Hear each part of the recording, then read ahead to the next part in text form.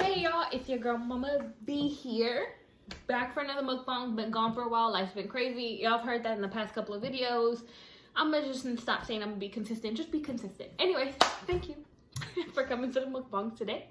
I'm excited because it's been a while since we ate together, and in honor of API month, not gonna go to the politics of that. I know I'm acknowledging it, that there's a little elephant in the room, but anyways, I wanted to eat some food, and so they don't really have Poly restaurants around here, and my mom's coming this weekend, so I'm hoping to film some Polynesian recipes like quesita and all that, because I can't make it.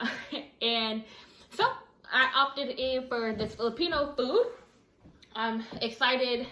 And I told baby daddy to surprise me. So he's on the side of the video. He ain't in the video today. He just wanted some peace and eating. So I told him I want some pork belly and some noodles. And there you go. Take what you want from it. And so surprise order.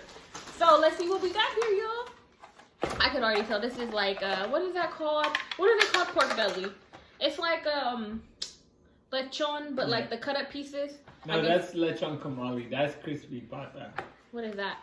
It's more of like a different part. I mean, oh shoot, she's sick. Thick thighs save lives. Thick thighs save lives.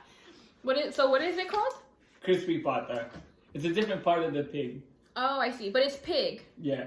Okay. Y'all been so busy with work, like I haven't been able to like buckle down and like eat, so it's not as warm, but it's still gonna be good. Alright, so we got that crispy one. What is they? It's kind of like, is it like chicharron? Is that like what crispy pork belly is, kind of? But it still has some fat on it versus, anyways. Yeah, I like pork skin. And this is lemony. I like lemon. I'll try to smell to see what it's like. What is it? It's just sisig. Pork sisig. Oh, sig. Sisig. Not sig, it's sisig. Alright, what else, y'all? I love that they serve this like family style, because I can just eat leftovers later. And then that's pancit behon. Oh, I like pancit behon. This is like my favorite. I don't know, something about the little noodles and the little shrimp. Just love it. Loved it. What's that other one that we ate at your mom's? The thick noodles? It was like the... Oh, it's palabok. Yeah, there you go. Do you call it pancit palabok, or you just call it palabok? I'm not too sure. Okay. Because I know they'd be like pancit behon, but I wasn't sure. If y'all know, drop it down in the comments. What in the world? So I said like, you know, like some authentic like Filipino food, but not like, this is interesting. What is this? I feel like I know what it is. I know what it is. It's that pork blood thing. Yeah, that's my favorite. What is it called? Dinegon. Dinegon. Sorry, y'all. I'm butchering it. I so apologize. So it's pork blood, and so it's cooked in pork blood. That's the black part. And then what else? Like they have like spices, usually jalapenos and other things. And pork meat in there. So it's like a whole pork soup. Y'all, don't knock it till you try it. I've actually never tried this. Baby daddy always eats it. I'm gonna try it today, y'all. I'm gonna try it today. So yeah, this is our mukbang for today. We're gonna dig in, talk about some random stuff. Excited, y'all. And I'm gonna have to stop real quick to do a thumbnail, since this was a surprise mukbang. Oh, and shout out to the shirt I have on today. Oakland in the house, White House, if y'all know. Kamala Harris has some origins from the East Bay, from your good old town, Oakland. So this shirt is in reference to that. They released this, they had this ready, because they released it like the minute elections were announced, the election results were announced. All right. I'm gonna just start off with the Dinegon. Oh, and I have some sriracha and frutkake. I'm butchering that too, but it's a rice seasoning, y'all. If y'all haven't gotten this, it's gonna change your life. I mean, I like rice plain, but that thing is bomb. If you're not into like fishy seaweed stuff, then don't get it. You're not gonna like it. And we got some home cooked rice, you know. Now mix it up. Sure you get that good blood. I forgot I'm not supposed to. No, you can talk. Oh, shout out to, who's your friend that comments? Kevin? Kevin, I think his like Kevin C. Yeah. Well, that's his YouTube name. Shout out to you, Kevin C. I know you've been asking for baby daddy to come back to the video. So he's slowly introducing himself. He want to be a little weirdo today, not be on camera. Anywho. But yeah, shout out to you. Thanks for watching. Thanks for commenting. The baby daddy's slowly coming back to the YouTube videos. Is this just like crispy sig? Sig. It looks like they just toss it with some onions and stuff. Mm-hmm. See, I like this kind of food. It's like nice and simple. Oh, I'm gonna have to rip this apart. Good thing. Oh, let me get y'all in there with the rip. Okay. I'm gonna have to toss this in the air fryer when I warm it up again. Ooh, she ain't trying to let that fat go. Do you mind getting me a napkin? Yeah. And this is what, soy sauce? Probably. No, it's a little Mixture. Ooh, look at how big she is. That's like a lot of meat. What part is this? It's like one of the joints. Oh, like the thigh joints? I think it's the thigh joint, yeah. Okay. And let me show y'all what I'm about to do here. Ugh, it's not open. How y'all been though? I know it's been so long. And shout out to, I have a couple of new subscribers. Thank you for subscribing to my not so active page. I appreciate y'all. I really do. That really what motivates me to come back to filming and making time for it, y'all. I love the comments. It's funny because I think when YouTube is like, you know, like you're promoting yourself, it's really like a small business. You're promoting yourself, try to be interesting, try to keep up with the trends and all that. And so, you know, after a while, I was like, you know what? I don't want to lose the fun out of YouTubing, right? I know some folks make it a living and all that, but I don't want to lose the fun out of talking to y'all and eating good food. So hence my little break, you know, I was like, I don't want it to become a job, y'all. Because I got that. All right, so there is me plate. Oh, I hella forgot I was going to do this. But you put on top of your rice, huh? I'm going to put a little bit, what is it called again? The pork thing? Oh, didn't go on. Didn't go on. I'm gonna put a little separate little. Yeah, that's funny. Like out of all the times I've seen you eat this, I've never tried it. And I think it's more mentally. Oh, I almost spilled it. The pork blood. I don't know what about it. Even though we eat meat, right? Like it's technically just dried out blood, right? It's not even blood anymore, right? Like the consistency is no longer blood.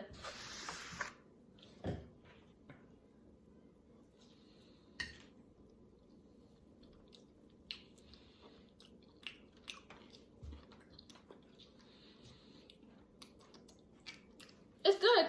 It's like the meat is kind of like chalky-ish, but I don't think it's the meat. I think it's the blood. It's the blood. I mean, it just tastes like regular meat.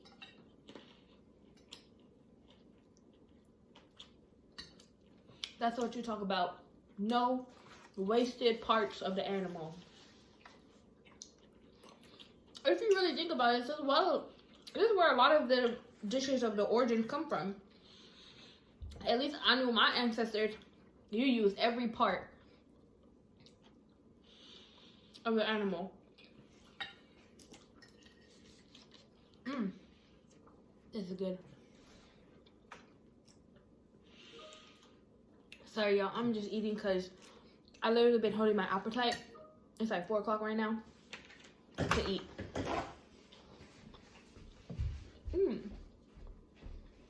That pancit is good. I love pancit.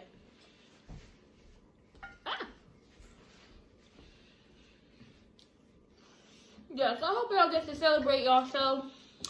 If you within the API community, or some folks do it AAPI for the American part in the front.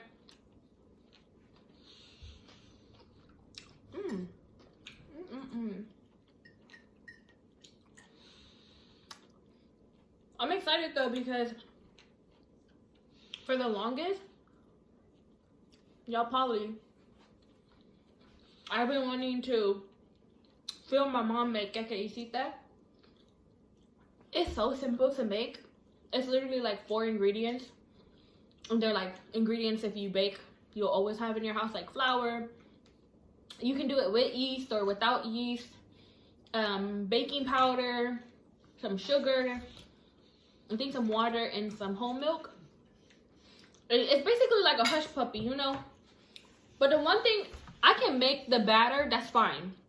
Although, you know what, if you know your parents, they don't really tell you measurements. They like have one random small spoon and they're like, this is my teaspoon, I put it in there. And I'm like, well, I can't find that spoon in Target. Like, so I really try to have my mom like tell me the measurements, or what I'll do is I'll videotape her, and usually she just grabs a random cup, but I ask her if she can grab like a measuring cup, and she don't have to think about it, but I'll count it later on after you know, rewatch the video.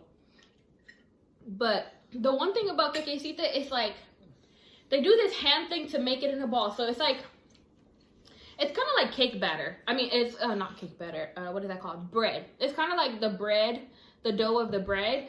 But they do like this little thing where like they squeeze it in between this part of their hand. But there's like a little like hand movement where you're like kind of forming the circle already in your hand. So it's like literally like dum dum boom. I tried it, y'all. One thing came out looking like an octopus. They weren't remote, and they're supposed to be circles, balls. Mine remotely did not come out like that.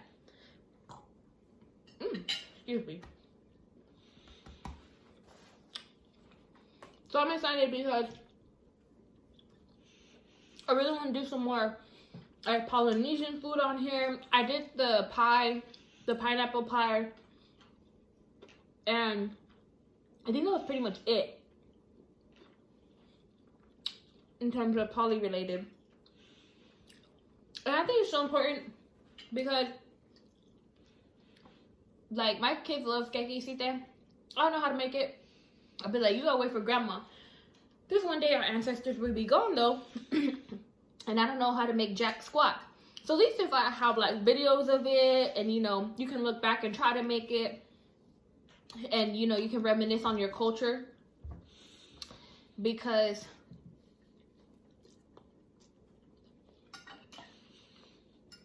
I feel like as I get older, I value more of like culture, family identity, and all that. Because I forgot who told me this, but they're like, essentially what you pass down to your kids is going to be reduced. So if you think about it, sorry, there was like a weird. So if you think about it, say, so my parents are first immigrants to America. So I'm first generation born in America. My parents are 100% new Tongan, live the Tongan lifestyle, the language, read, write, whatever, right? Then you get to me. That's like, maybe I'm pushing 50% of knowledge. I can have a conversation in Tongan to save my life. But other than that, like, unless I really, really try, it's like broken Tongan, you know, like it's Tonglish. It's so funny though, because when I be drinking, you know, you be hella mafana inside, like that means like warm inside, you know, you all like happy and all that. I'm hella fluent. I don't know where it comes from. Might not be the best thing. And then like, you know, cooking, I don't know how to really cook Tongan food. I really don't. Like Lou and all that. My mom's like a bomb cook and a bomb baker for a lot of Tongan things. You think her kids would know? Nope. Nothing. Like, it's having like 2 hands and no fingers. Can't do nothing with Tongan food. So imagine that, right? Like maybe I'm pushing 50% Tongan knowledge compared to my parents. And then you get to my kids, right? They're second born American. So they're like so far removed from, sorry, my cat's like distracting me playing with something. My parents are, you know, my kids are so far removed, and you know, they're not full Tongan. They're part Filipino. And so I'm like, they probably don't know like what, 25%. And then if they pass it on to their kids, and you know, if they, you know, marry another person from another culture, their kids gonna know like 10%. And within 2 to 3 generations, like our like cultural identity will highly be lost, right?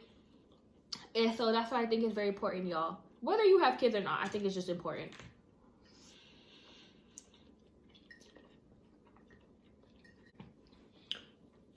And I know like vaccines and all that are out, but still be safe, y'all. Still be safe.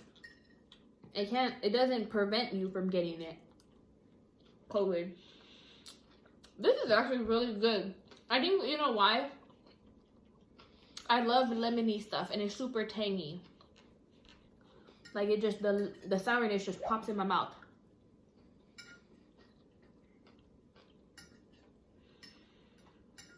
What's that one Filipino food I was telling you about? It's like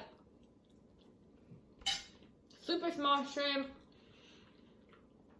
I think it's like some potatoes, some onions. It's like a little pancake and you fry it and you dip it with vinegar.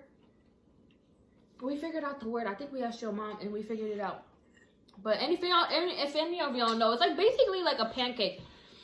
I first tried it when I was in elementary. My friend at the time was she is Filipino. And her mom used to always make it and it was so good because again, I love lemon, vinegar, all that sour stuff. Love it. But it's essentially like really small pieces of carrots. I think there's some potato or sweet potato, small shrimp. You mix it in like a batter like thing and then you basically fry it. It's like and then it becomes like a pancake. And then you dip it with like some vinegar. Ooh, that's so good. I haven't had that in a while. But I think it's hard to sell that type of thing because it's really good when it's fresh because it's crispy. But if it's not crispy, then it, you know, might not fit folks' palates because, you know, it's not eaten at the right time.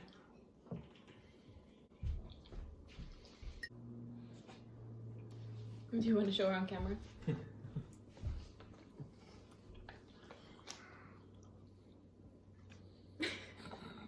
Okay, put her down.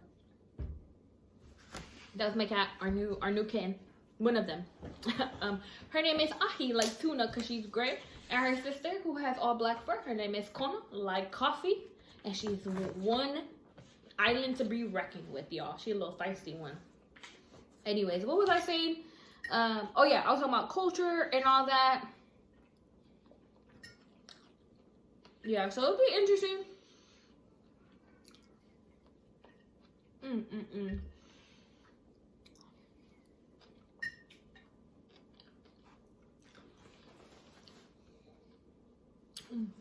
Yeah, that's super tangy. I actually want a little bit more pancit.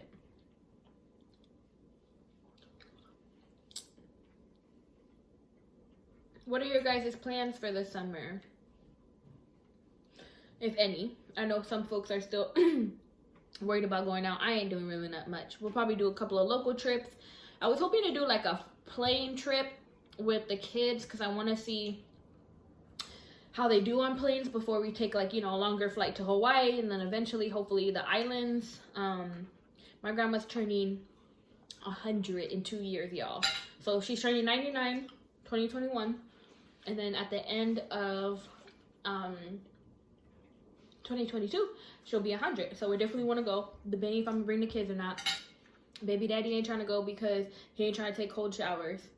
He too Americanized, too domesticated. I'm gonna stay in New Zealand. He said I'm gonna stay in New Zealand because he asked me, he's like, do the hotels over there got warm water? I was like, I'm assuming, but I don't know. He's like, if it ain't guaranteed, I'm gonna go to the next. Oh no, Fiji's closer. He's like, I'm gonna go to the next island that has like, you know, Western hotels so he can stay at and then fly back in for my grandma's birthday. Whose bougie self does that? And then on top of that, I really want to take the girls off to the Philippines, you know, back to their origins. And baby daddy hasn't been to the Philippines.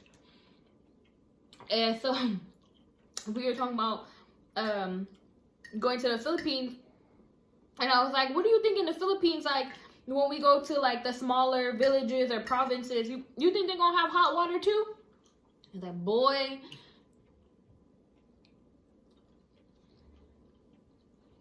Hot water is a privilege and a luxury. Is that soy sauce or is it like a little other tangy stuff? Yeah. It's like a tangy soy sauce. Yeah. Whew. The only thing is there's not a lot of veggies in this meal. It's a lot of meat and a lot of carbs. That's okay to do sometimes, y'all.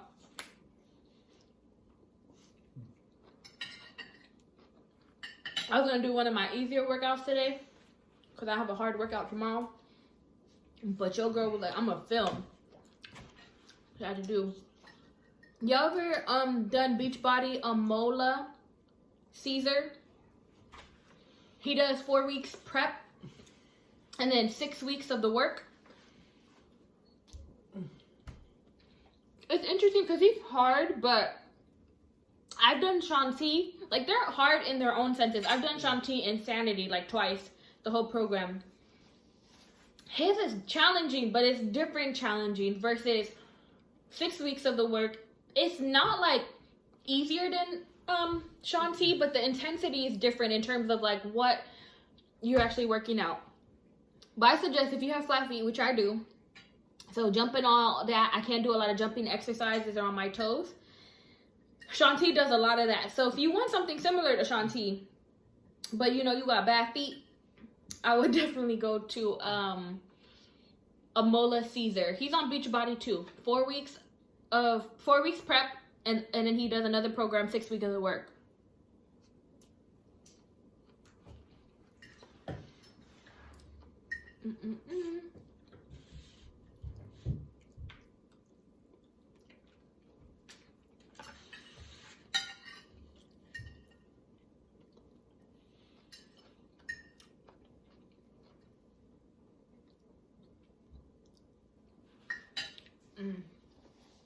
So I hope that, you know, y'all celebrating a little bit of API month.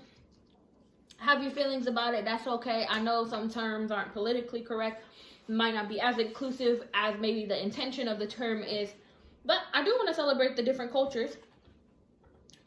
So I'm hoping to come back with the next one being a little bit more Tongan food, y'all. And y'all can get the recipes too, because I know y'all too might be lacking in the kitchen on the Tongan.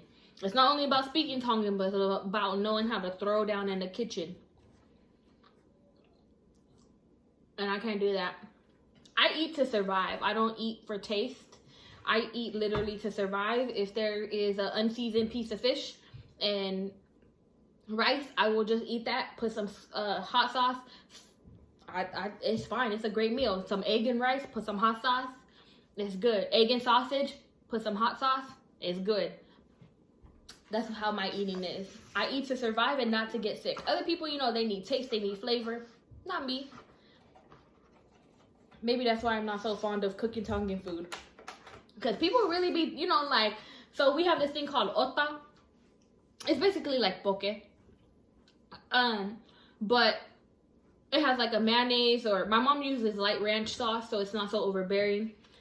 But y'all, that's like one of the foods where like I can taste the difference of who makes it. Like versus my mom, versus, you know, somebody at a function.